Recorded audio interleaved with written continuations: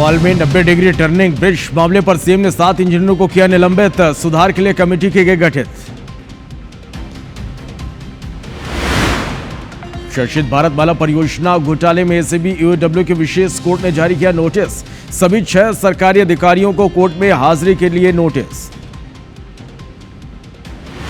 बलौदा बाजार में 1500 करोड़ रुपए की ठगी मामले में एक्शन जारी। पुलिस ने किया 2 और आरोपियों को गिरफ्तार। मुख्य आरोपी रामनारायण के भाई हैं दोनों ठग। भोपाल में नवविवाहिता ने फांसी लगाकर दी जान। 2 महीने पहले हुई थी लव मैरिज। शादी से सास और नारी थी नाखुश, देती थी ताने। मृतका ने दीवार पर लिखा सुसाइड नोट। खंडवा में इस्लाम धर्म त्याग कर सनातन में वापसी। महिला ने 3 बच्चों समेत की घर वापसी। महादेवगढ़ मंदिर में पूजा के साथ अपनाया सनातन।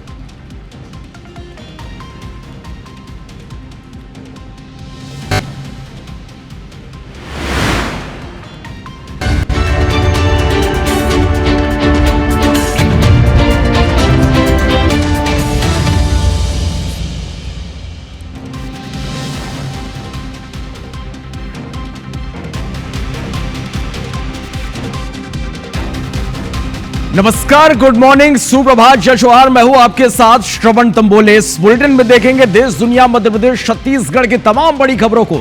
लेकिन शुरुआत करते हैं इस वक्त की एक बड़ी खबर के साथ। देश भर में इस समय काले बदरा बरस रहे हैं और जहां बरस रहे हैं वहां पर खूब बरस रहे हैं, जिसके चलते आम जनजीवन बेहाल नजर आ रहा है। उत्तराखंड में भारी बारिश का दौर लगातार जारी है। यहां शनिवार को एक बड़ा लैंडस्लाइड होने के चलते ऋषिकेश बद्रीनाथ हाईवे को पूरी तरह से बंद कर दिया गया है, जिसके चलते दोनों तरफ यात्री फंस गए हैं। उत्तराखंड में बारिश और लैंडस्लाइड के प्रकोप के चलते सीएम धामी ने लोगों से यात्रा नहीं करने की अपील की है। ये अलग अलग तस्वीरें आप देख पा रहे हैं। दिल्ली के कई इलाकों में जोरदार बारिश हुई, जिसके चलते हर तरफ पानी ही पानी नजर आया। इसी तरह जैसलमेर में भी भारी बारिश के चलते बाढ़ आ गई।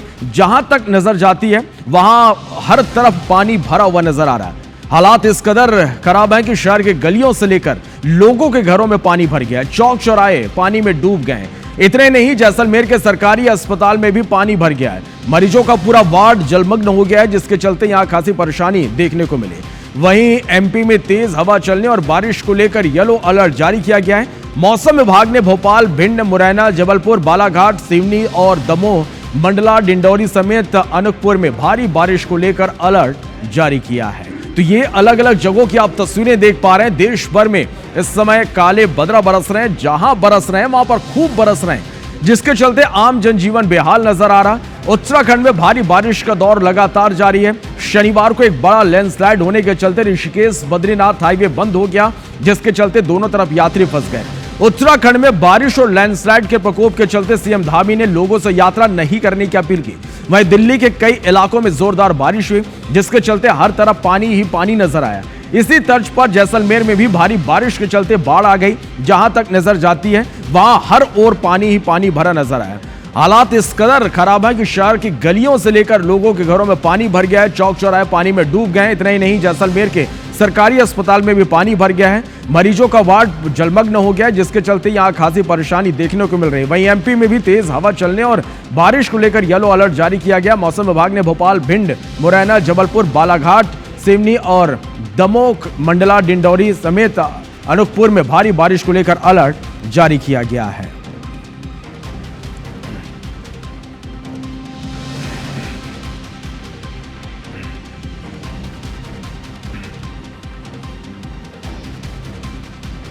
और इस बीच एक बड़ी खबर आपको बता दें, भारतीय मौसम विभाग ने 27 जून को देश भर में अगले 7 दिनों तक देश के विभिन्न हिस्सों में व्यापक वर्षा, गरज चमक और तेज हवाओं की संभावना जताई है। अंडमान और निकोबार द्वीप समूह, मध्य प्रदेश, विदर्भ, छत्तीसगढ़, गंगा के मैदानी इलाकों में स्थित पश्चिम बंगाल, बिहार, झारखंड और ओडिशा में अधिकतर स्थानों पर हल्की से मध्यम वर्षा, गरज चमक और 40 से 50 किलोमीटर प्रति घंटे की रफ्तार से तेज हवाएं चल सकती है। तो यह बड़ी खबर आप तक हम पहुंचा रहे हैं। देखिए, भारतीय मौसम विभाग ने यह अलर्ट जारी किया है। भारतीय मौसम विभाग ने 29 जून को देश भर में अगले 7 दिन तक देश के विभिन्न हिस्सों में भारी बारिश, गरज चमक और तेज हवाओं की संभावना जताई है। अंडमान और निकोबार द्वीप समूह, मध्य प्रदेश, विदर्भ, छत्तीसगढ़, गंगा के मैदानी इलाकों में स्थित पश्चिम बंगाल, बिहार, झारखंड और ओडिशा में अधिकतर स्थानों पर हल्की से मध्यम वर्षा, गरज चमक और 40 से 50 किलोमीटर प्रति घंटे की रफ्तार से तेज हवाएं चल सकती है।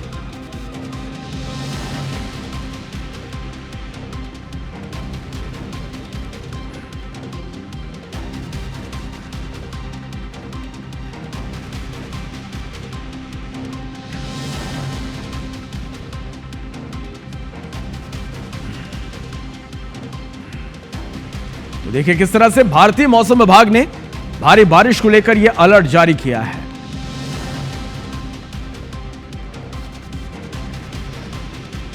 तो इधर मध्य प्रदेश में लगातार हो रही बारिश से जनजीवन बेहाल है। निचले इलाकों में जलभराव की स्थिति है। हम आपको इसकी दो तस्वीरें दिखा रहे हैं। पहली तस्वीर सतना की आप देखेंगे, जहां बीते 24 घंटे से हो रही झमाझम बारिश ने ग्रामीण अंचल के इलाकों में जलभराव की स्थिति यहां पर बना दी है। सड़कों और पुल पुलिया के ऊपर से पानी बह रहा है। कई स्थानों पर मार्ग पूरी तरह से बंद है। दूसरी तस्वीर पन्ना की, जहां झमाझम बारिश से नदी नाले उफान पर हैं। स्थिति यह है कि लोग बाइक को कंधे पर उठाकर नदी नाला पार करते हुए नजर आ रहे हैं। बागिन नदी उफान पर है, जिससे दर्जनों गांव का संपर्क टूट गया है। वहीं बृजपुर के कई घरों में पानी भरने से जनजीवन अस्त व्यस्त हो गया है। तो दो तस्वीरें आप देख पा रहे हैं। मध्य प्रदेश में लगातार हो रही बारिश से जनजीवन बेहाल है। निचले इलाकों में जलभराव की स्थिति है। दो तस्वीरें इसके आप देख पा रहे हैं। पहली तस्वीर सतना की, जहां बीते 24 घंटे से हो रही झमाझम बारिश ने ग्रामीण अंचल के कई इलाकों में जलभराव की स्थिति है।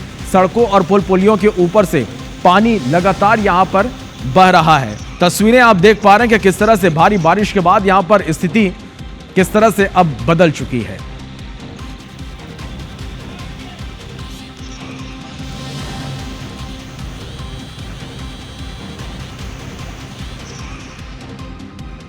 और प्रधानमंत्री नरेंद्र मोदी ने एक्सोम मिशन 4 पर भारतीय एस्ट्रोनॉट शुभांशु शुक्ला से शनिवार को वीडियो कॉल पर बात की। दोनों के बीच 18 मिनट 25 सेकंड की इस बातचीत के दौरान पीएम ने शुभांशु शुक्ला से इंटरनेशनल स्पेस स्टेशन पर उनके अनुभव के बारे में बात की। साथ ही यह भी पूछा कि अंतरिक्ष से भारत कैसा दिखता है। शुभांशु शुक्ला ने इसका क्या जवाब दिया, ये आप खुद सुनिए।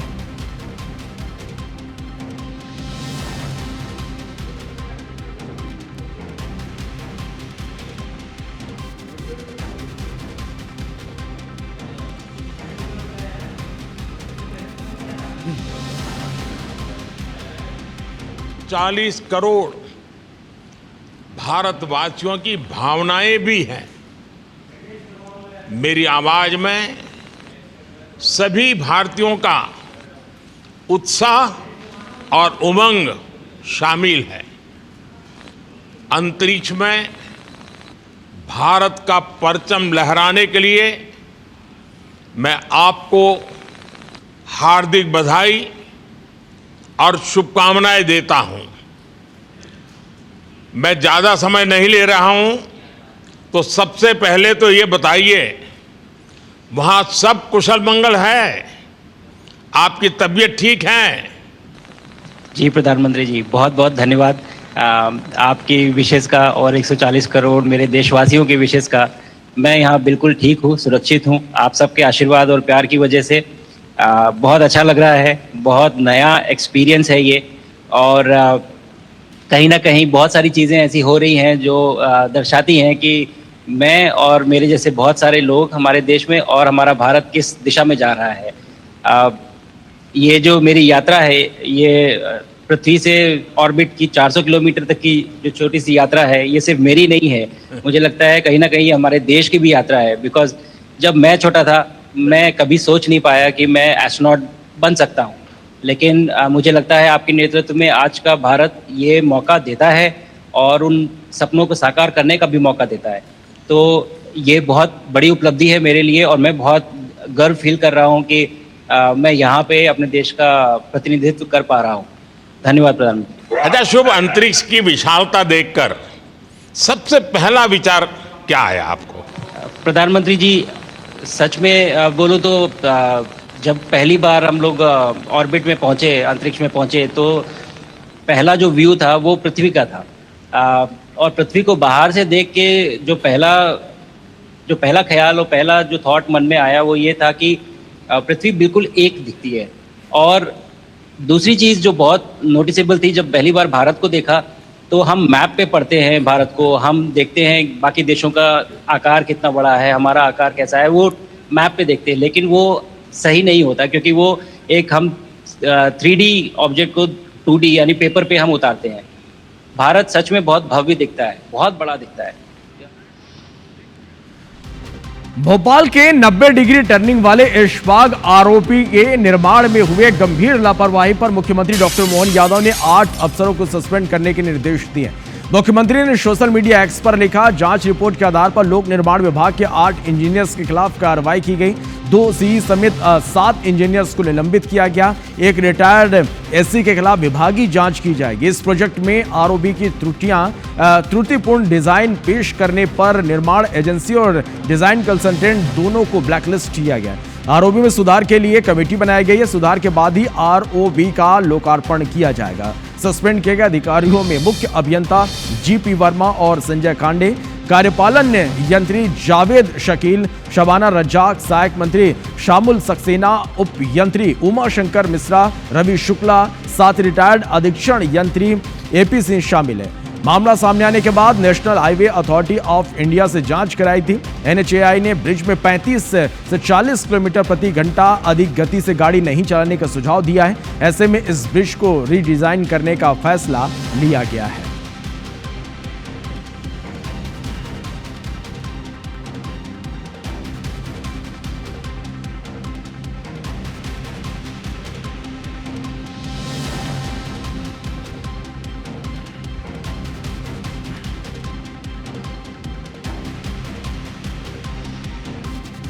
बड़ी खबर है रायपुर से, जहां भारतमाला परियोजना घोटाले मामले में कोर्ट ने आरोपियों को नोटिस जारी किया है। सभी 6 सरकारी अधिकारियों को नोटिस जारी किया गया है। कोर्ट में हाजिरी के लिए नोटिस जारी किया गया है। एसडीएम निर्भय साहू, तहसीलदार शशिकांत कुर्रे को नोटिस दिया गया। नायब तहसीलदार लखेश्वर प्रसाद किरण को नोटिस दिया गया है। पटवारी जितेंद्र साहू, बसंती धृत लहरे को नोटिस दिया गया। लेखराम देवांगन को भी नोटिस जारी किया गया है। एसीबी ईओडब्ल्यू की विशेष कोर्ट ने नोटिस जारी किया है। तो ये बड़ी खबर आप तक पहुंचा रहा है। रायपुर से भारतमाला परियोजना घोटाला मामले में कोर्ट ने आरोपियों को नोटिस जारी किया है। सभी 6 सरकारी अधिकारियों को नोटिस जारी किया गया है। कोर्ट में हाजिरी के लिए नोटिस जारी किया गया। एसडीएम निर्भय साहू, तहसीलदार शशिकांत कुर्रे को नोटिस दिया गया। नायब तहसीलदार लखेश्वर प्रसाद किरण को भी नोटिस दिया गया। पटवारी जितेंद्र साहू, बसंती धृत लहरे को नोटिस दिया गया। लेखराम देवांगन को भी नोटिस जारी किया गया है। एसीबी ईओडब्ल्यू की विशेष कोर्ट ने यह नोटिस जारी किया है।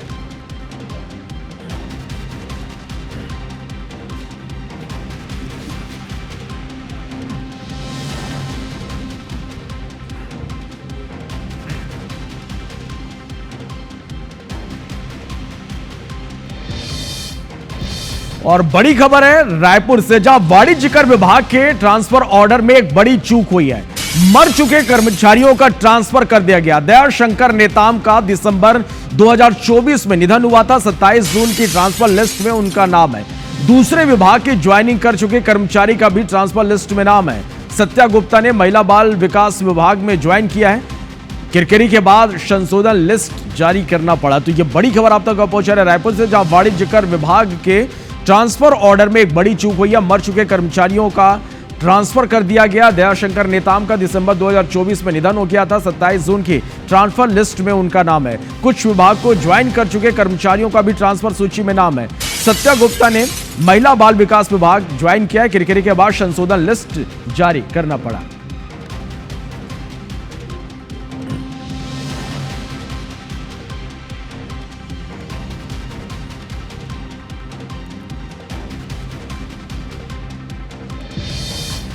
भोपाल से बड़ी खबर है, जहां वाइन शॉप के सामने युवा के साथ जमकर मारपीट की गई है। 2 से 3 युवकों ने जमकर पीटा है। मारपीट में युवक घायल हो गया है। गंभीर हालत में उसे अस्पताल में भर्ती कराया गया है। मारपीट का वीडियो वायरल हो रहा है। अशोका गार्डन थाना क्षेत्र का यह पूरा मामला है। तो भोपाल से बड़ी खबर है, जहां वाइन शॉप के सामने युवक से मारपीट की गई है। तस्वीरें आप देख पा रहे हैं। 2 से 3 युवकों ने जमकर पीटा है। मारपीट में युवक घायल हो गया है। मारपीट का वीडियो वायरल हो रहा है। अशोका गार्डन थाना क्षेत्र का यह पूरा मामला है। तो यह बड़ी खबर आप तक हम पहुंचा रहे हैं। भोपाल से वाइन शॉप के सामने युवक से मारपीट की गई है। 2 से 3 युवकों से जमकर मारपीट की गई। मारपीट में युवक घायल हुआ है। मारपीट का वीडियो वायरल हुआ। अशोका गार्डन थाना क्षेत्र का यह पूरा मामला है।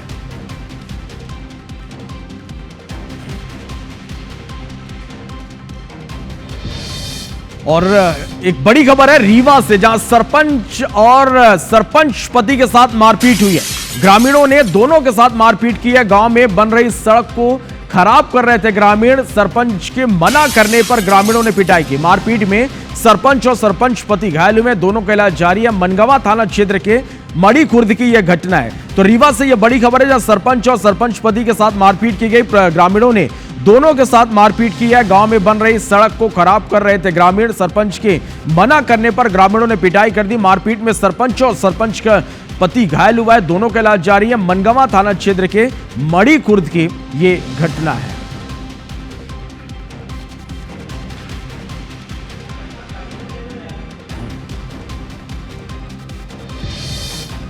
और इस बीच जांजगीर से एक बड़ी खबर है, जहां ट्रक ने बाइक को टक्कर मार दी। बाइक सवार युवक की मौके पर मौत हो गई। घटना का सीसीटीवी फुटेज सामने आया है। नैला की गौशाला के पास यह हादसा हुआ है। नैला थाना पुलिस इस पूरे मामले की जांच में जुटी हुई है। तो यह बड़ी खबर आप तक हम पहुंचा रहे हैं। तस्वीरें आप देखिएगा कि किस तरह से ट्रक ने एक बाइक को टक्कर मार दी। बाइक सवार युवक की मौके पर मौत हो गई। घटना का सीसीटीवी फुटेज सामने आया है।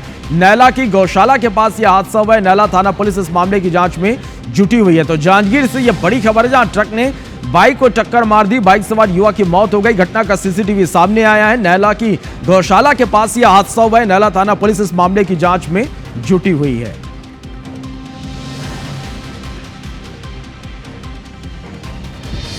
और इस बीच रीवा से एक बड़ी खबर है, जहां युवक ने फांसी लगाकर आत्महत्या कर ली है। कैप्सी स्टोर का शिफ्ट मैनेजर था मृतक। आत्महत्या का कारण अज्ञात है।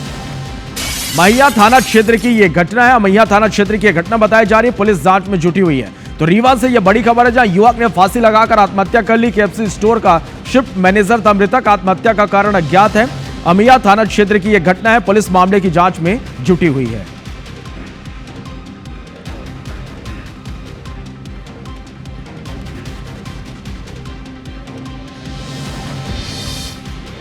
और पत्थल गांव से बड़ी खबर आपको बता दें, जहां पति ने फांसी लगाकर आत्महत्या कर लिया। पत्नी से विवाद होने पर आत्महत्या किया। 4 माह पहले मृतक की शादी हुई थी। पत्थल गांव थाने के पालीडीह की यह घटना है। तो बड़ी खबर आप तक हम पहुंचा रहे पत्थल गांव से, जहां पति ने फांसी लगाकर आत्महत्या कर ली।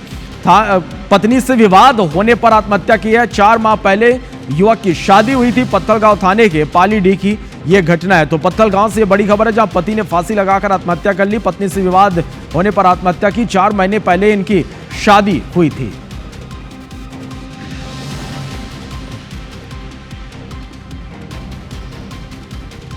और टीकमगढ़ से एक बड़ी खबर है, जहां महिला ने तालाब में नवजात बच्चे को फेंक दिया।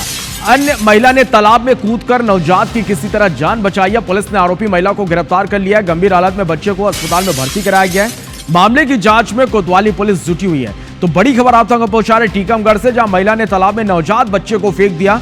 अन्य महिला ने तालाब में कूदकर नवजात की जान बचाई है। पुलिस ने आरोपी महिला को गिरफ्तार कर लिया है। गंभीर हालत में बच्चे को अस्पताल में भर्ती कराया गया है।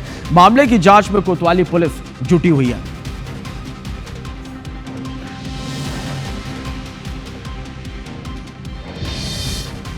राजिम से बड़ी खबर आपको बता दें, जहां अवैध रेत खनन पर रायपुर खनिज विभाग ने एक बड़ी कार्रवाई किया। रेत का खनन करते चैन माउंटेन मशीन जब्त किया गया। रेत का अवैध परिवहन करते 7 हाईवा वाहनों पर कार्रवाई की गई है। गोबरा नवा पारा के पारा गांव में कार्रवाई हुई है। तो बड़ी खबर आप तक हम पहुंचा रहे राजिम से, जहां अवैध रेत खनन पर रायपुर खनिज विभाग ने कार्रवाई किया। रेत का खनन करते चैन माउंटेन मशीन जब्त किया गया। रेत का अवैध परिवहन करते 7 हाईवा वाहनों पर कार्रवाई हुई है। गोबरा नवा पारा के पारा गांव में यह कार्रवाई की गई है।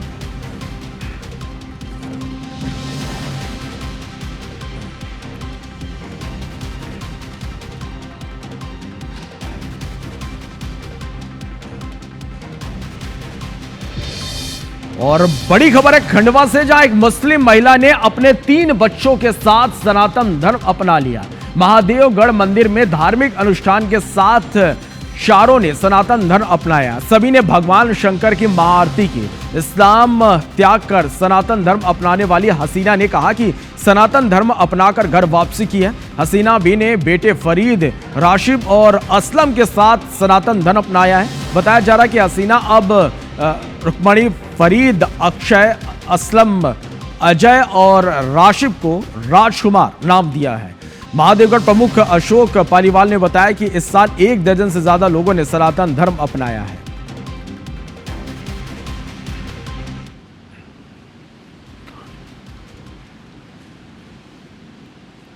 ये मेरे 3 बेटों के साथ में हमने घर वापसी की है और हम यहाँ महादेवगढ़ मंदिर में आए और हमको अच्छा लगा। हिंदू धर्म में तो हम मानते हैं ना, लेकिन सब कुछ हमको अच्छा लगा यहाँ आने के बाद में कि हमको हिंदू धर्म अच्छा है और हिंदू धर्म तो मानते हैं, लेकिन आज से और भी हमको अच्छा लग रहा। ये जो परिवार आज घर वापसी हुई है, इनका युवाओं का बाल्यकाल से ही सनातन में लगाव था, भगवान की ही पूजा पाठ ये करते थे और शासकीय अपने जितने भी कागजात थे वो पूर्ण करवाए। उसके बाद आज अपनी स्वेच्छा से यहाँ पर घर वापसी उन्होंने की है। ईश्वर सुख शांति और समृद्धि उनको प्रदान करे। सनातन धर्म में उनका महादेवगढ़ के माध्यम से हम स्वागत करते हैं। भोपाल से बड़ी खबर है, सीएम डॉक्टर मोहन यादव के आज के कार्यक्रम आपको बता दें। सुबह 11 बजे सीएम हाउस में मन की बात सुनेंगे और इसके बाद दोपहर 12 बजे भोपाल से सूरत के लिए रवाना होंगे। एमपी में निवेश के अवसरों पर इंटरेक्टिव सेशन में शामिल होंगे। टेक्सटाइल, फार्मा, इंजीनियरिंग सेक्टर पर फोकस होगा। उद्योग और रोजगार वर्ष 2025 अभियान में बेंगलुरु के बाद दूसरा बड़ा संवाद होगा। सीएम मोहन उद्योगपतियों से 1-to-1 मुलाकात करेंगे। निवेश विशेष साझेदारियों पर विस्तार से चर्चा करेंगे। Film infinity possibility in MP का प्रदर्शन होगा। एमपी की औद्योगिक क्षमताओं, अधोसंरचनाओं, नीतिगत नवाचारों पर फिल्म है। शाम 4:30 बजे सूरत में स्थानीय कार्यक्रम में सीएम शामिल होंगे।